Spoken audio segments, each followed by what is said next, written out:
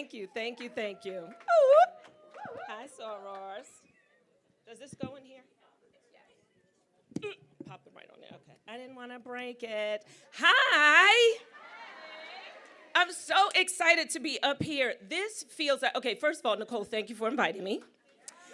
Secondly, thank you for your obedience to your vision. This feels like one amazing keynote. Like from the beginning to the end, I feel like each thing is building off the next. And nothing helps us learn like repetition.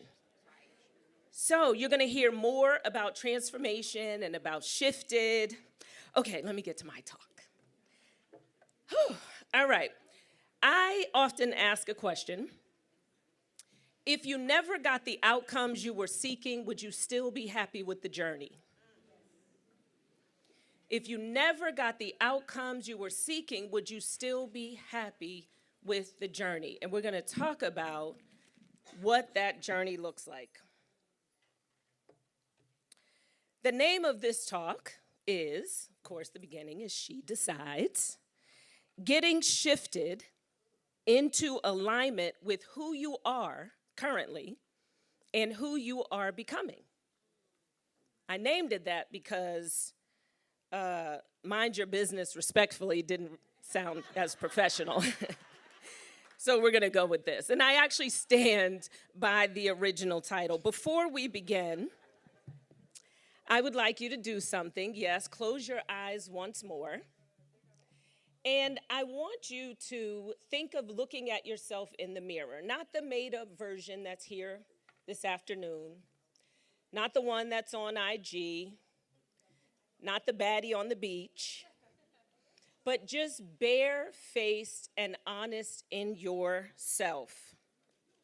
All of the yous are fabulous. Every time you hear me say, she decides, I want you, and I'm talking about the woman in the mirror, I want you to say, I decide. Okay? So let's practice. All right, she decides. All right, that was cute. Very brunchy, right? Very demure. We're really deciding, right?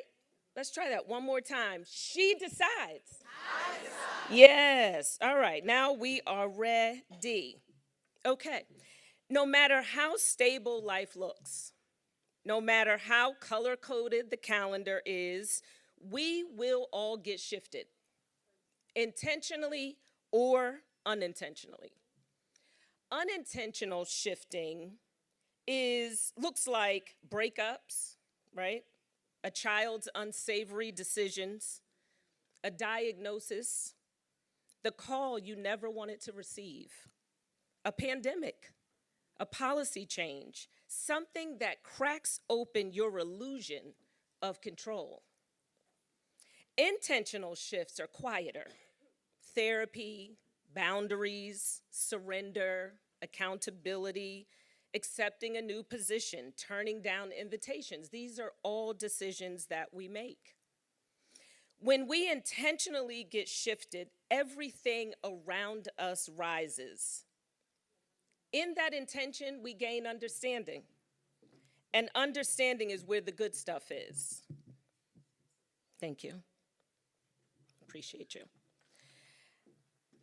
I'm going to tell you a little bit about the story on why I'm here talking to you today, and some of you may be able to relate to it. You know, I was the good girl, the one that was expected to say please and thank you, to get good grades in school, to be appropriate, to not get into much mischief and not take risks. In high school, I became very good at math, and so all of the adults in my life suggested that I major in finance and accounting. Right? That's, you're gonna get a good job. There aren't a lot of women in finance. It's going to be stable. I remember talking to my guidance counselor in her office, smelling like pencils and textbooks. And she's telling me, Monica, I think you can go all the way to CFO. So without a real understanding of what a day in the life of a CFO looked like, I marched off to college and majored in finance and accounting. Now, what's interesting to me about things that you are good at, one, we don't always value them, but when we're younger, the things that we're not good at, we start to regurgitate this message, I'm just not good at.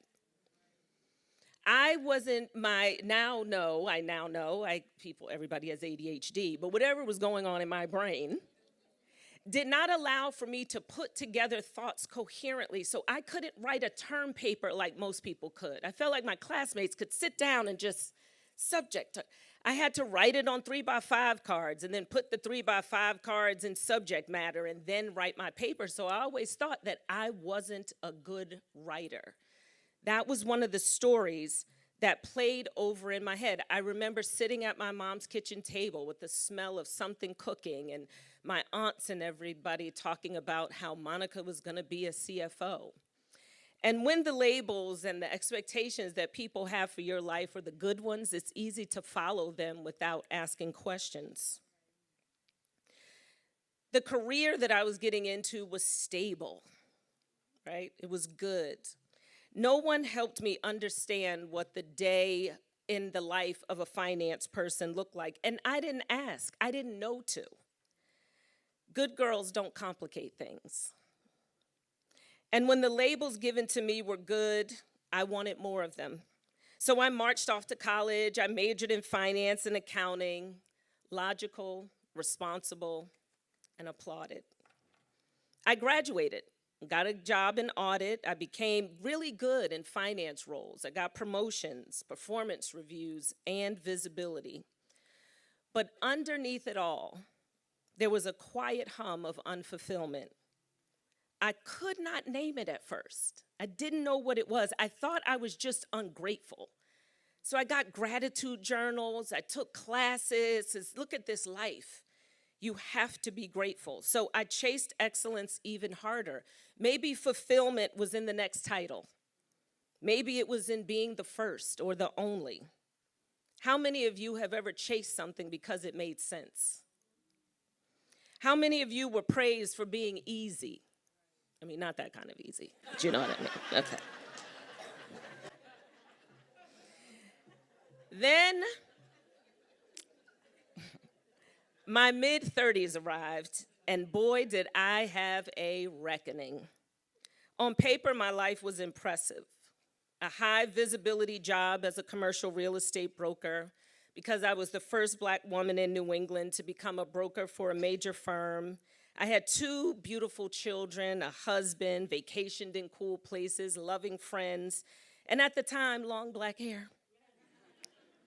My societal checklist was complete, although that was not my conscious intention. These were the seeds that were planted in me on how life should look and the definition of success. Allow me a seemingly superficial example to bring home the point. One Saturday, when my hair was long, I washed it and I began that long journey of blow drying it straight, because that was better. So I would have to part it in quadrants, and I would blow dry the first quadrant, and I'd pin it up, and I'd blow dry the second quadrant, pin it up, and I get to the 4th one, and now I have to go back because I'm so hot that now my hair is sweating again, so I got to keep blow drying it. And I get to the end of the process, and I look in the mirror, and my hair is straight, and I'm angry. And on this Saturday, I said, well, why do you have long hair? That opened up I'm going to call it a portal of discovery on why do you do it? Why do you do it religiously, spiritually, financially, emotionally, professionally, aesthetically? Why do you do it? So the light bulb went on. I cut my hair off. And you know what they say about a woman who changes her hair? She's about to change her life. And change my life I did. This one moment caused me to examine my entire life.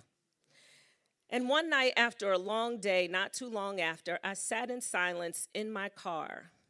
Just me, no emails, no phone. And I'm thinking, this is a great life. I'm talking to me, right? This is a great life.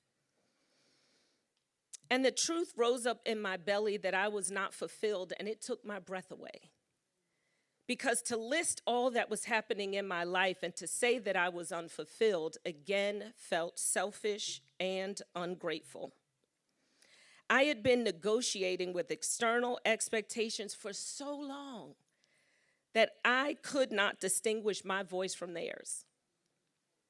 I had achieved what garners the applause, but not the most important thing, which was alignment with myself. And before this reckoning, I didn't even know what that meant. This is when I decided. I cut my hair, not because hair is the point, who cares, but because I realized that I only fought through washing it and blow drying it straight for others. That was the point. Once it was short, I let it go gray by accident. I was so busy at work that I didn't have time to put the rinse in. And then one day I just washed it and I said, I like it. And there was a confidence, there was an aura, something else came with the hair. It was more than the hair, it was what it represented. I reassessed my spending because some of it was not aligned with my values. No more expensive dinners at restaurants I didn't like. No more opting in because it seemed like the place to be. I changed people's access to me. I turned the volume up on some relationships and down on others. This realization came with an understanding that when you don't share or have complementary values, the relationship can become strained and unhealthy. I learned to quiet the mental chatter that said, be grateful, don't rock the boat, this is enough. I offered the voice in my head other options that served me better, not just the ones that said why I shouldn't. I identified my core values. I didn't even know what those were. I lived my life with the values that I was taught and given. It's so easy to do when they are the good ones. At what point in our lives are we asked to pause for a moment to see if what we were taught is really what we believe? Or are we saying, well, my mother always taught me to do X, Y, and Z, and my mother said I should, my teacher said, or my mentor said, and because you respect them, you try to live it out. I started liberating my life from labels. This game of labeling starts so young. I often tell the story of my now 21-year-old, who when he was in kindergarten, he was 5 maybe, they walked across the stage and the director asked each of them, what do you want to be when you grow up? As if you know at 5, but fine, I'll play along. And they asked the first child, what do you want to be when you grow up? And she said, I want to be a teacher. And that's so sweet, right? And they asked the second child, what do you want to be when you grow up? And he said, I want to be a firefighter. And that's so cute.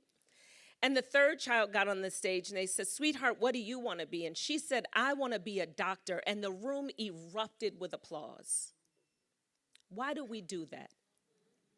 At what point did we start valuing what people want over something else? So what do you think the teacher and the firefighter said the next time someone asked them what they wanted to be? You start to know where the applause is and how to follow it. And the noise gets loud. The tapes begin, and so goes the process. We tell children they can be whatever we want, and then we nudge them into the better direction with our applause. Thus begins the noise. I got shifted. Not recklessly, intentionally. And it was scary. It is a scary process to challenge everything you thought you knew was true. It's like the table, like the ground crumbling beneath you. But here's what I discovered. Deciding is hard only when you are not grounded in yourself. It is only hard when you don't know who you are. When you do not know your guiding principles, every choice feels like a gamble. Did I do it right? Is that okay? Was that the right choice?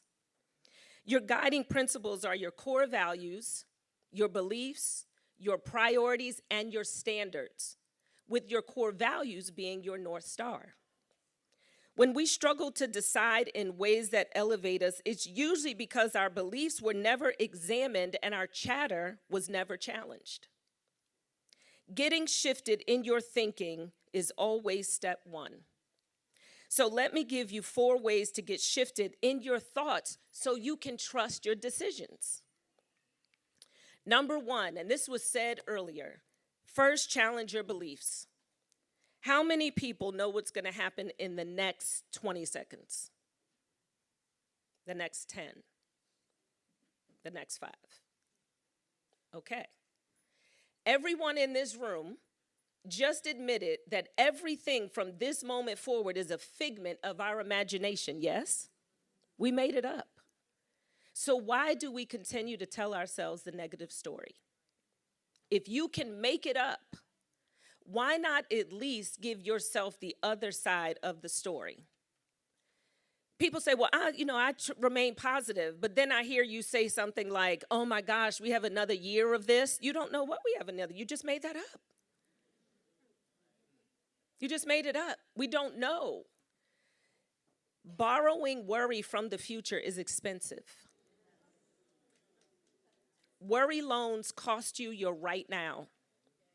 How many of you have ever worried about something so badly, you were sick on the stomach, you couldn't sleep, you were telling everybody about it the second you got a chance, and then it never came to fruition? You gave away precious moments. One of the exercises I tell people to do is play it out. Some people say, well, everything's going to be okay.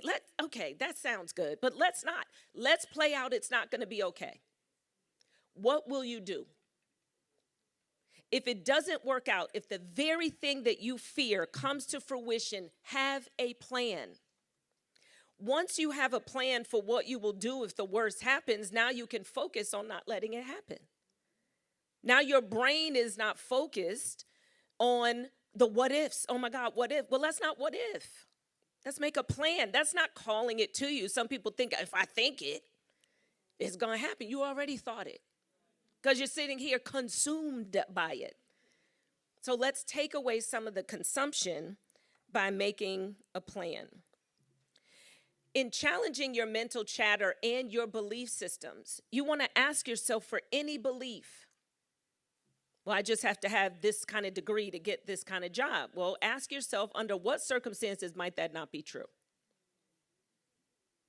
Under what circumstance? Because you only need to find one little crack to get through the door. Offer yourself the other side of the story. One belief I had was pushing through exhaustion was strength. I wore it like a badge of honor until my body started sending invoices that I could not pay. No bueno. This showed up when I was on maternity leave. I was receiving emails and can you jump on this call real quick? While I had been up all night with a newborn, I was exhausted and I began to have emotional outbursts. My lovely husband at the time saw it and reeled me back in. It was like being slapped in the face with a wet fish. You cannot go on like this. We cannot go on like this. Burnout is not noble, it's expensive. She decides to question my beliefs. Second, identify your core values. Core values are the coordinates that we use to get to our destination. They keep us from wandering into regret. Regret fuels chatter, and chatter will have you replaying conversations from 2007 at 2 a.m. I value consideration. That value guides my behavior. It's why I wipe off the sink basin in public restrooms. You're welcome. Because I don't want you to wet your pants when you come to the sink because I value consideration. It's why I turn my music down in residential neighborhoods. It's because it's what I value. There was a time where, before I started doing this work, I might hold the door for someone and they wouldn't say thank you. And I would say, oh, you're welcome. Because in my mind, I'm thinking, who doesn't mean to say thank you? Let me help. But let's say, in the department store, there's 2 doors. Maybe the second door, since you don't want to acknowledge anybody, I let the door go, right? I scoot through and I let it close on you. All right. Now, Nicole's looking for keynote speakers My friend Nadine says to, oh, you leverage, she's so considerate. But the person I closed the door on was Nicole yesterday, right? Now I'm up here. Well, it wouldn't be her because she wouldn't have invited me. So another guest, right? So now I'm up here on somebody that I closed the door on yesterday, and I'm telling you I value consideration. Do you believe me? No. We cannot. First of all, why did I hold the door? Because I value consideration. Some people say, because your mom taught you better, because you were raised right. No, because I value consideration. Our values make so much sense to us that we think everybody should have them. But when we experience what I call value confrontations, if we don't understand it, we start to have these emotional reactions instead of strategic responses. In emotional reactions, you behave outside of ways that you say you are. You cannot adjust your values to fit the circumstances. Either they're your values or they aren't. Did the woman ask me to hold the door for her? So why does she owe me a thank you? She doesn't. So I hold the door comfortably. I wipe the sink basin off no matter who does it because I'm living out my values, and in that space, I am not going to experience regret. She decides to live by my core values. Third, liberate your life from labels.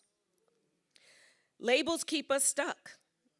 They prevent us from seeing the entirety of a person or a circumstance, saying things like, I'm bad with money, I'm too much, I'm not enough, they are toxic, this is awful.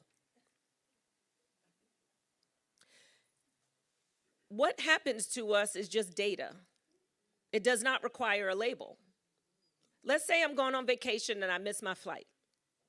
And I go, oh, this is awful. Well, if I know it's awful, I know how I treat awful situations, right?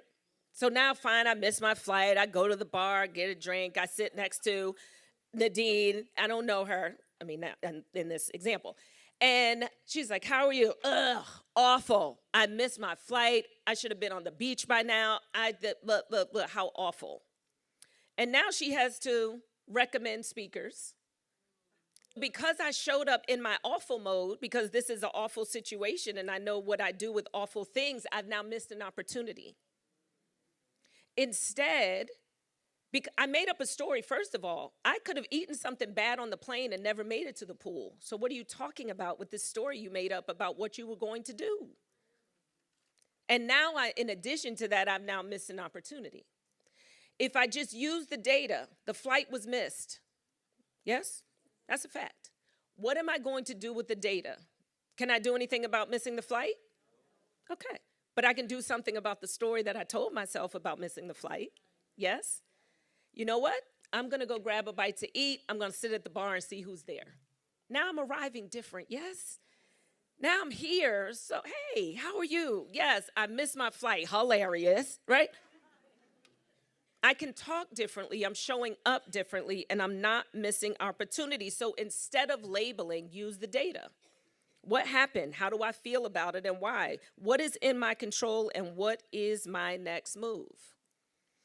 We often label people. If somebody lies to you, how many lies does it take to be a liar? Has anybody in here ever told one lie? Do you tell people that you're a liar? Why? Y'all are tricky. We cannot adjust for the circumstances. If it only takes one lie to be a liar, then I think we all have to admit that we're liars. But the reality is the label is not required. Because to be a liar, it means that you lie all the time. To be smart, it means you know everything. Take the label off the table and work with the data. In that, you can be curious. I wonder why she tells me the lie every time I see her.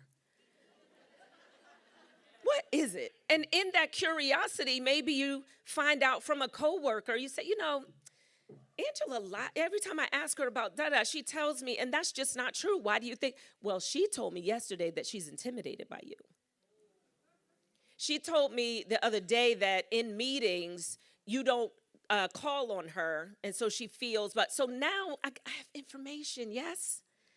If I've labeled her a liar, then I already know what I do with liars. So I'm not curious because I know what a liar means and I know what it is. Take the label off the table for people and circumstances. She decides to trade labels for clarity and curiosity. Fourth, own your truth.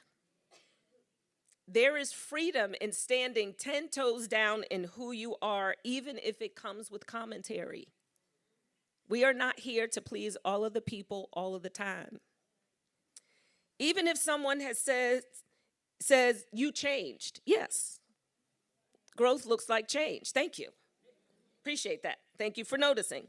As I mentioned, I value consideration, and this value dictates how I approach people and circumstances. I've had people tell me I was doing too much when people don't seem grateful for my consideration. Again, the thing is, I don't wipe off the sink basin so that people can show me gratitude. That is when it becomes performative and where we need to examine what are we really doing and why. That is not being rooted in ourselves, and that will cause us to question our decisions. So if we're deciding, we want to decide on a solid foundation because people will label, right? After this talk is over, you could get a survey to say, what did you think about Monica Cost? Half of the room could say, I found her off-putting and corny.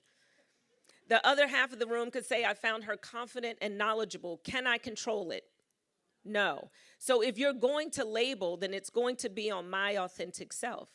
I'm going to live by my core values and let the labels fall where they may.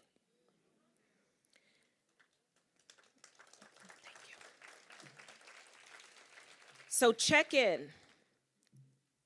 I used to get upset when people didn't say thank you if I held the door. I said that. The reality is they didn't ask me and they don't owe me anything for it. And this is a tough pill for people to swallow because people want to say common courtesy.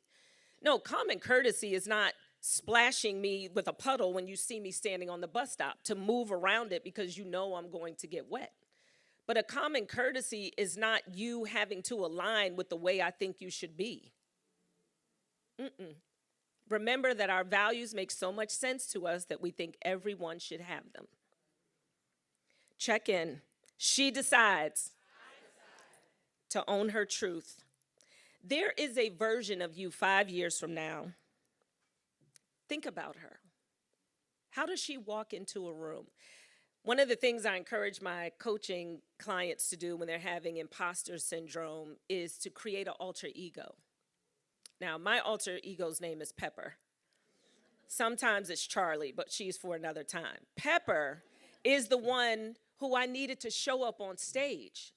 Otherwise, I'd be fumbling over my words, but we are now one and the same. But my creation of her was that I had to project outward so that I could show up in the way that I wanted to.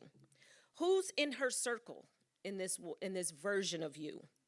How is she living out her values? She is begging you not to delay that process of becoming her. I want you to go back to the mirror and see her again.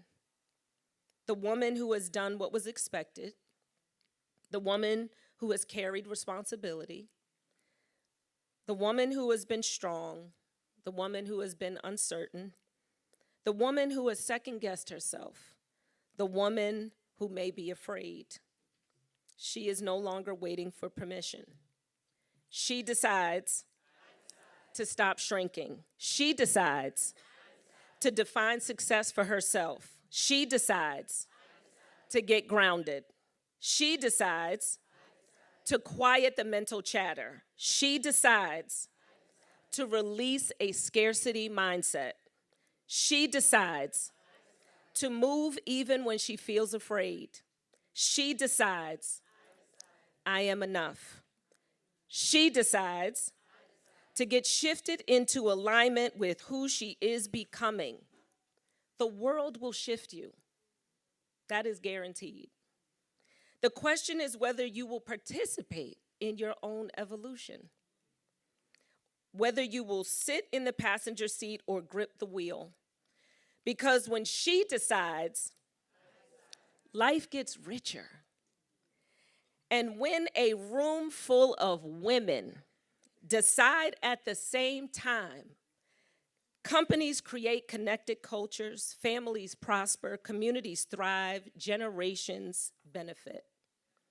So the next time you look in the mirror and she is waiting for permission, I want you to remember this room, this day, this moment, this movement.